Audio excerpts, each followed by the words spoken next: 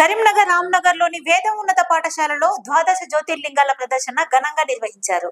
భారతదేశంలోని ప్రఖ్యాతమైన జ్యోతిర్లింగాల నమూనాలను ప్రదర్శించి పాఠశాలలో ఆధ్యాత్మిక వాతావరణాన్ని కనబర్చారు.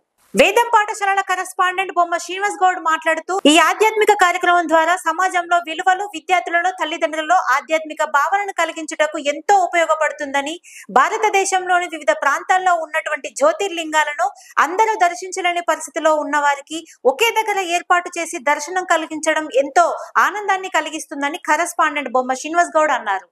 ఈ కార్యక్రమంలో మండల ఎడ్యుకేషన్ ఆఫీసర్ మధుసూదనాచారి, ట్రాస్మా రాష్ట్ర అడ్వైజర్ యాదగిరి శేఖర్రావు, విద్యార్థులు, ఉపాధ్యాయులు, తల్లిదండ్రులు, వివిధ పాఠశాలల కరెస్పాండెంట్లు హాజరయ్యారు.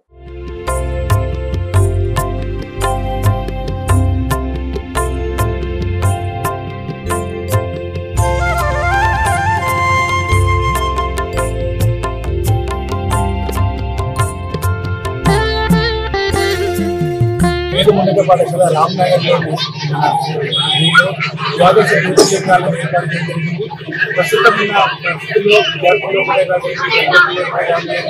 భక్తిభావం సంఘటితున్న భావంతో వేద పాఠశాల ఇప్పటికీ 4వ సారి ద్వాదశ జ్యోతిర్లింగాలు ఏర్పాటు చేసి ఏదో విధంగా పేరెంట్స్ వాళ్ళకేదో తయారు చేయించారు. అందుకు గొప్పతనం ఏంటంటే ఈ జ్యోతిర్లింగాలు తయారు చేసిన వారం రోజులు పిల్లలు కానివ్వండి, ఉపాధ్యాయులు కానీ ఉపవాసంతో ఒక ఆధ్యాత్మిక జ్యోతిని గడపడే విధంగా వాళ్ళు తయారు చేసి ఈరోజు తయారు చేయడం జరిగింది. సో దీనికి సహకరించిన మా తల్లిదండ్రులకి, ఉపాధ్యాయులకి, విద్యార్థులకి ధన్యవాదాలు చెప్తున్నాను.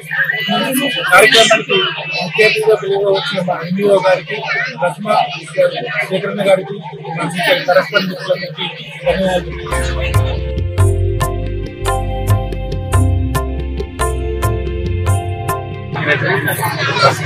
ముఖ్యంగా గతంలో కూడా భారతదేశంలో ఉన్నటువంటి కానీ వివిధ ప్రదేశాలకు సంబంధించిన ప్రసిద్ధి చెందినటువంటి మల్కాపూర్లో కూడా ఒక 15 చేయడం జరిగింది. దాన్ని పురస్కరించుకొని ఈరోజు జ్యోతిర్లింగాలు భారతదేశంలో ఎక్కడైతే ఈ లింగం యొక్క శివలింగం యొక్క శివుని యొక్క ప్రత్యేకత, విశిష్టత, జ్యోతిర్లింగాలకు సంబంధించిన విశిష్టత గురించి పిల్లలకు నేర్పడం.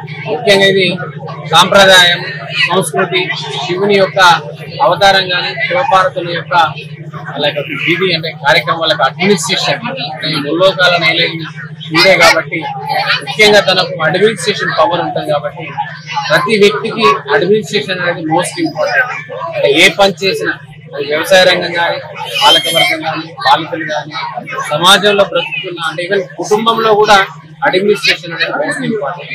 ఎవరైతే వ్యవహారికంగా పాలనాపరంగా ఇబ్బందులు ఎదుర్కొంటారో, ఎవరైతే ఆ రంగంలో ముందుకెళ్లారో వాళ్ళ యొక్క కుటుంబం కానీ, వాళ్ళ దేశం కానీ ఇబ్బందులకు ఎదురైతే చిన్నప్పటి నుంచే నేర్పించాల్సిన. ఇంతటితో టుడే కరీంనగర్ బులెటిన్ సమాప్తం. Thank you.